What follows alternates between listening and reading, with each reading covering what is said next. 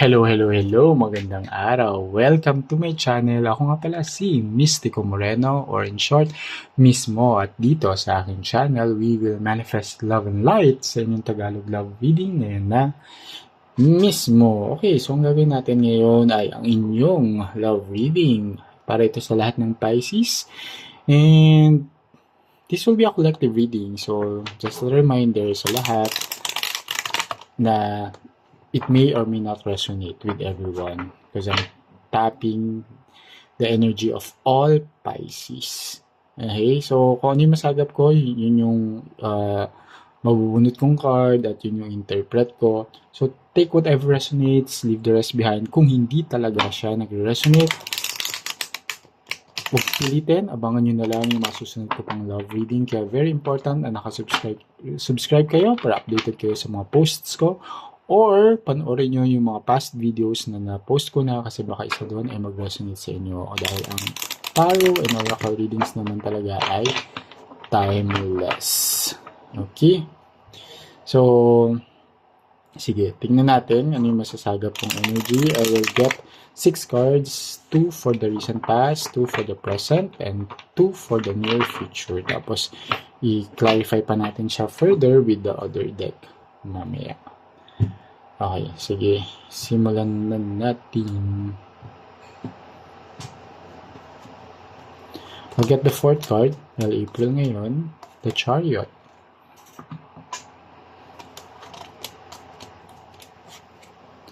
Oh, Queen of Coins. Sige. Baliktarin ko siya dahil siya ay walang damit. So, Queen of Cups.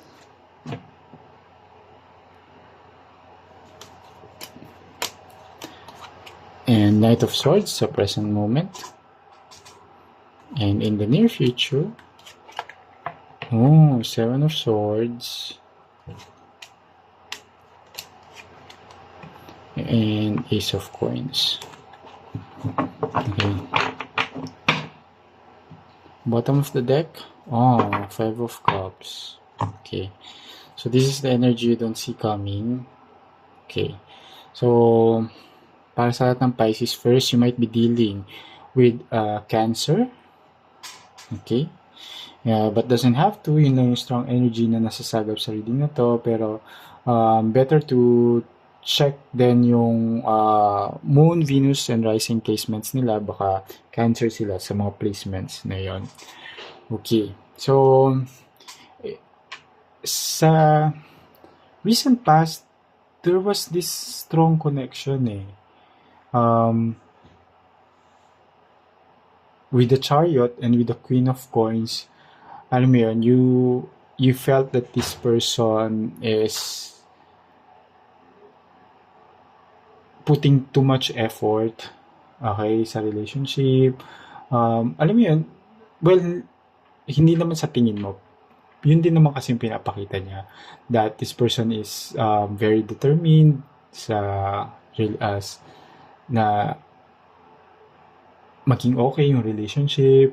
Alam mo yun, yung there's so much desire. Okay, plus with the Queen of Coins, you thought that this is someone you can depend on. That this is someone that will provide you all the comfort in the world. Okay? Bakit sinabi ko na you thought? Kasi if we jump to the near future, and the bottom of the deck or the energy don't see coming, something will change. Okay?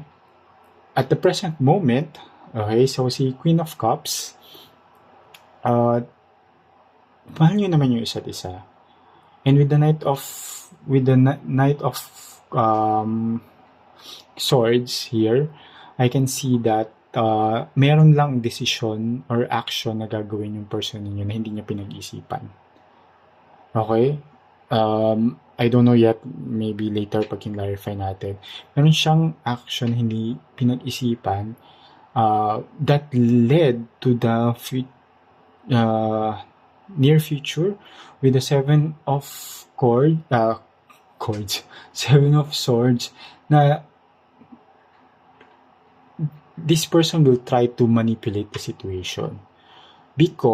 Not because masama siyang tao, but because ayaw kanyang masaktan. Kasi this person is really well invested naman talaga sa relationship.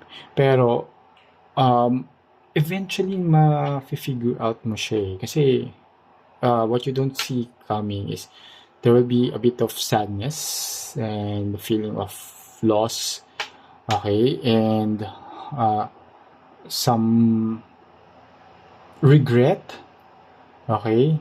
And but I think the regret is yung feeling ng person ninyo once na nakita nga niya na nasaktan ka niya and nalulungkot ka. But kasi dito with the Ace of Coins naman, itong person na to will ask for a chance. Pero okay, let's go back muna sa recent past. Let's clarify further bakit ito yung lumabas naman sa recent past na parang very promising yung relationship nyo in the recent past. Sobrang nag-effort, sobrang nagpapakita ng affection, love, very abundant, ganyan. Pero tingnan natin along the way ano yung mangyayari. Okay? At habang binabalasa ko to, gusto kong magpasalamat sa lahat ng Pisces. Thank you so much. Isa kayo sa mataas ang engagement sa Mystico Moreno channel. So, thank you so much po sa lahat ng Pisces na patuloy na sumusuporta sa aking channel. Please continue to support by liking this video. It really helps the channel grow. Comment lang kayo sa baba, lalo na kung nag-resonate yung reading.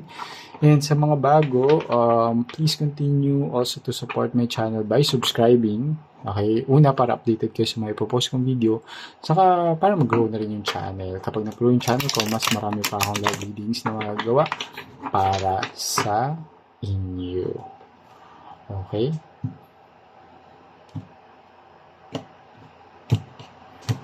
Sige. So, let's see. See, 10 of Cups. Yeah. This person wants a long-term relationship with you naman. Mahal ka nitong person na to. And then with the 8 of Pentacles and the Queen of Coins, di ba? Very, very abundant yung energy na nasasagap dito. This person is putting a lot of effort. Committed naman talaga siya sa'yo in the recent past. And with the abundance na pinapakita niya sa relationship, diba? Ito yung kala mo din talaga na walang mangyayaring aberya. But let's see. At the present moment, there's so much love, care, and nurturing energy. Pero ano yung action na gagawin niya na hindi pinag-isipan? Okay. Saan siya related? At bakit siya naka-apekto sa relationship? Okay. So, 4 of Cups. So, 10 of Pentacles. Okay. Feeling ko mapapag-usapan ninyo about a long-term commitment or alam mo yun, plans, yung mga future plans. Pero kasi parang itong person ninyo has this trait na just living in the moment, in the present. Medyo na-rattle siya pag parang pinaplano na yung hinaharap. Pero parang for your person, parang wala pa sa isip niya din talaga yung gusto ka niya, mahal ka niya with the 10 of Cups, gusto niya ng long-term relationship sa inyo. Pero once na pag-usapan na siya or once na talagang parang pinaplano, nililay down nyo na yung mga plan or parang nagpaparamdam ka na or nagpaparinig ka na or naghihint ka na uy, gusto ko na, kung wari lang, example, ito yung unang pumasok din sa akin, sa download na parang nagpaparinig ka na uy, pakasal na tayo, uy, let's live together, uy, let's do this, let's travel together, ganyan, parang since I can sense the name person nyo is hindi siya yung maplanong tao. Okay, so nagde-detach siya. With the Four of Cups is a card of emotional detachment eh. So, I think pag napapag-usapan na yun, medyo parang umiiwas siya, umiilag siya, ine-evade niya yung and to the point na bigla siyang hindi magpaparamdam. Either kung dating kayo, bigla siyang mawawala sa ere. If committed na kayo, bigla siyang lalayo or bigla siyang hindi mo na magpaparamdam o magpapakita, magandang tendency. And yun yung nag-trigger nung sadness and feeling of loss and regret. Pero yun, alam na, aware naman siya na nasasaktan ka. Pero kahit aware siya, wala siyang ginagawang paraan. Tinatry pa rin niyang i-manipulate yung situation as seen here by the Seven of Swords. Pero tignan natin ano ito yung detalye nito.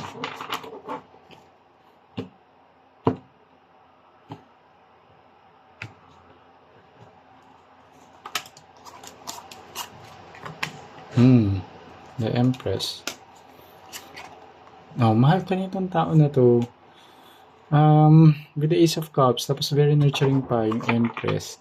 Kaso kasi nga, natitrigger siya. Possible na meron siyang mga insecurities pa na hindi na unresolved. So, pero ginagawa din niya yun, kaya din siya parang nagde-detach kasi in his or her mind, yun yung way niya na parang hindi ka masaktan. Pero hindi niya alam na yun pa yung mas nakakasakit sa'yo, di ba? See, bottom of the deck, the Lovers. I think yun nga. It's causing sadness kasi nga mahal mo yung tao. As shown here by the Lovers card. Mahal mo yung tao pero nagde-detach siya. Same or likewise, mahal ka niya pero aware siya na nagde-detach siya at nasasaktan ka niya. So, ayun. Medyo kailangan pa pag-usapan to. Kailangan may supportahan ang isa't isa. Lalo na sa mga insecurities ng person ninyo. Kailangan nyo siyang i-assure din that everything is alright. Okay, na tutulungan nyo rin siya na mag-heal. Ganyan. Kasi, mahal nyo yung isa't isa. Pero may mga natitrigger lang dun sa person ninyo kaya siya nagde-detach. Okay? So, sana nakatulong itong reading na to. Abangan nyo na lang yung mga susunod ko pang love reading dito lang sa aking channel. Ako si Mystico Moreno, or in short, Mismo. Kita-kits. Ingat!